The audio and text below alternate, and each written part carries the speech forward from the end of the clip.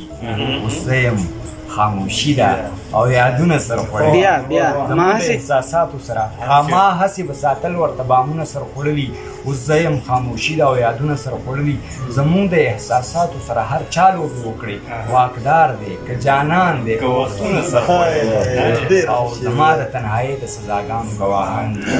وروسته دې ساتمه تصویرونه سره خوړلي سماج ورته د هوس په نظر ګوري جانانه نو ځکه خلک ورته ساتي رازونه